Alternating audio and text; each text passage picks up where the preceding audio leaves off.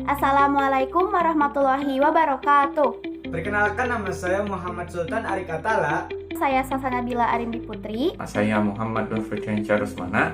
Saya Reforma Clarita. Kami dari kelompok 7 kelas 11 MIPA 1. Kami di sini akan memaparkan mengenai pelanggaran hak asasi manusia.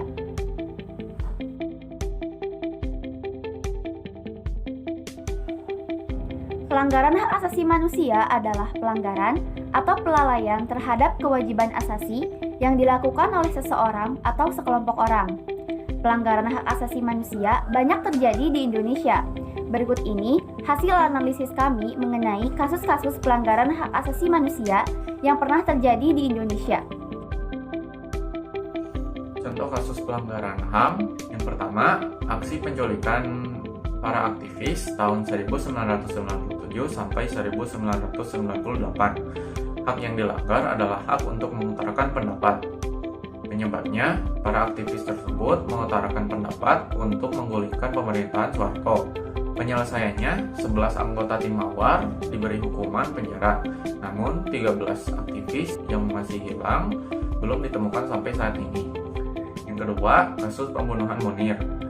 Hak yang dilanggar adalah hak kelangsungan hidup. Penyebabnya, Munir yang selalu mengkritik pemerintah dan diduga memiliki data-data penting seputar kasus pelanggaran HAM. Penyelesaiannya, pelaku dijatuhi hukuman 14 tahun penjara. Ketiga, tragedi Talang Sari pada tahun 1989. Hak yang dilanggar adalah hak untuk hidup dan hak untuk menyatakan pendapat. Permasalahannya adalah masyarakat Islam pada saat itu tidak setuju dengan beberapa kebijakan pemerintahan Orde Baru. Penyelesaiannya adalah upaya perdamaian dengan korban terdampak. Keempat, pembunuhan misterius atau biasa kita sebut sebagai Petrus yang terjadi pada tahun 1982 hingga 1985. Hak yang dilanggar adalah hak untuk hidup dan hak untuk diadili secara hukum. Permasalahannya adalah tingkat kejahatan di Indonesia pada saat itu masih sangatlah tinggi. Penyelesaiannya adalah karena mendapat banyak tekanan dari internasional, akhirnya Petrus dihentikan. 5. Kasus pembunuhan Marsinah. Hak yang dilanggar adalah hak kebebasan berpendapat dan hak untuk mendapatkan kelangsungan hidup. Penyebabnya, karena Marsinah dianggap sebagai ancaman bagi oknum tertentu akibat keterlibatannya dalam aksi demo para pekerja PT CPS mengenai kenaikan upah gaji sesuai dengan surat edaran Gubernur Jawa Timur pada saat itu. Penyelesaiannya adalah dengan penangkapan para petinggi PT CPS dengan hukuman 4-17 tahun penjara. 6. Tragedi Trisakti tahun 1998. Hak yang dilanggar adalah hak kebebasan berpendapat.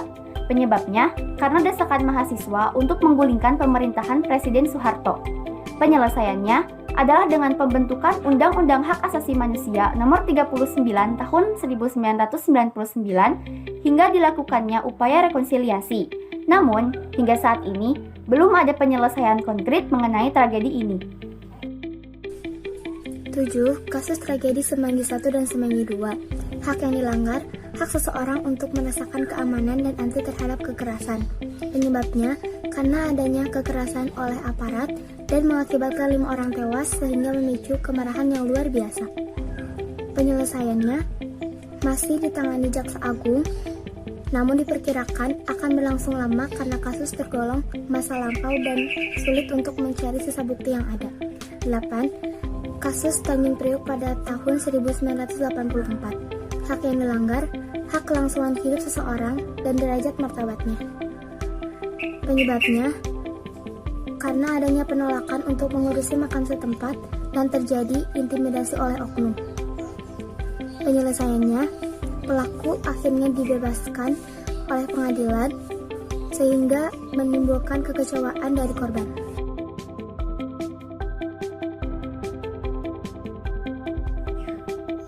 Pelanggaran hak asasi manusia juga banyak terjadi di lingkungan sekitar tempat kita tinggal, seperti di lingkungan keluarga, sekolah, ataupun masyarakat.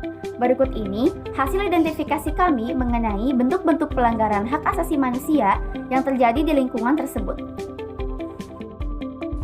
Pelanggaran HAM di lingkungan keluarga. 1. Tidak menghormati orang tua. 2. Orang tua yang terlalu bersikap otoriter. Yang ketiga, seorang anak yang dilarang untuk menuntut ilmu. 4. Orang tua yang selalu memaksakan keinginannya. Contoh-contoh kasus pelanggaran HAM di lingkungan sekolah adalah: pertama, kekerasan yang dilakukan oleh guru kepada siswa. Yang kedua, aksi bullying antar siswa.